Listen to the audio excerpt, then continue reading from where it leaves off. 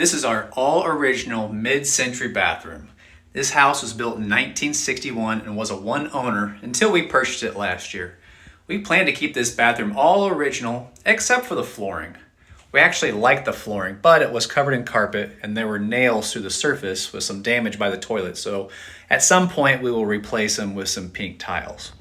One thing we thought we'd have to replace was our beautiful pink toilet. We have a matching pink sink, bathtub, and toilet. The toilet is a good one too. It's American standard from 1961. Let me know in the comments what color your toilet is. So the only problem with this toilet is it did not flush well. This is the only toilet on this level of the house, and with a family of 6, we need a good working toilet. Sometimes it would take 10 flushes to get all of number 2 down the drain. Every time we'd flush, the water level would rise almost to the top and it would swirl for a long time before going down. And sometimes it wouldn't even complete the flush. How frustrating. We tried a few things initially. We thought maybe there was too much water getting into the bowl. So we adjusted the water level in the tank. That didn't do anything. We added a full milk jug to minimize the amount of water in the tank even more. And that still didn't work.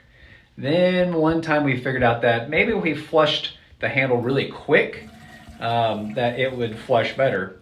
But that happened to just be a coincidence because it only flushed completely 40% of the time when we flushed the handle fast.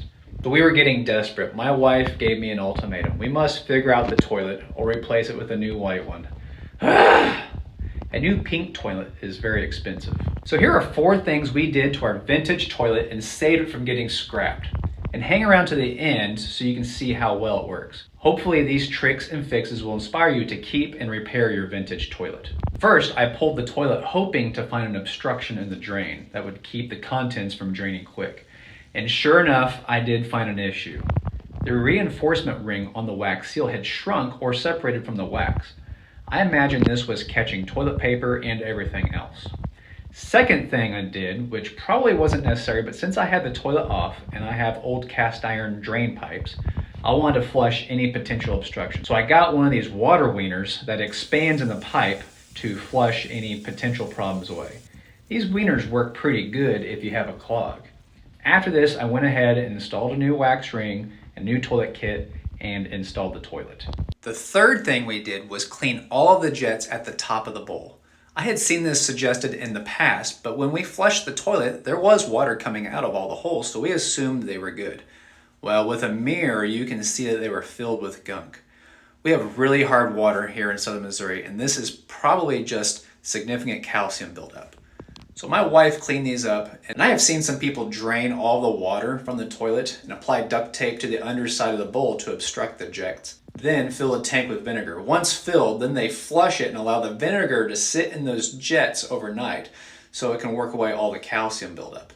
We just used a brush and pipe cleaners and got it all cleaned up. Some other options could include a bent metal coat hanger, baling wire, some small Allen wrenches, ice pick, or anything else you could stuff in a hole. Fourth and last, the jet at the bottom was plugged solid. Just like the jets at the top of the bowl, we could see water movement when the toilet was flushed and had previously thought that this was good. But this lower jet was practically plugged solid with gunk. And don't ask why my wife is doing this without gloves. Supposedly she cleaned the toilet before working on this, but who knows. I'll let her do the dirty work. So altogether, this really saved our toilet from being replaced. We were relieved. And how good is the flush? Well, it cut flush time down to less than half. It used to take 16 to 20 seconds for a flush. Now it takes about 7 seconds. Also, the water noise from the fill valve is noticeably quieter. It was never loud, but now it's a lot quieter. Not only does the toilet flush quicker, but it actually flushes all of number 2 away. Now, no more disclaimers have to be given to visitors that need to use our toilet. Now, thanks for watching, and I hope this inspires you to clean and save your vintage toilet.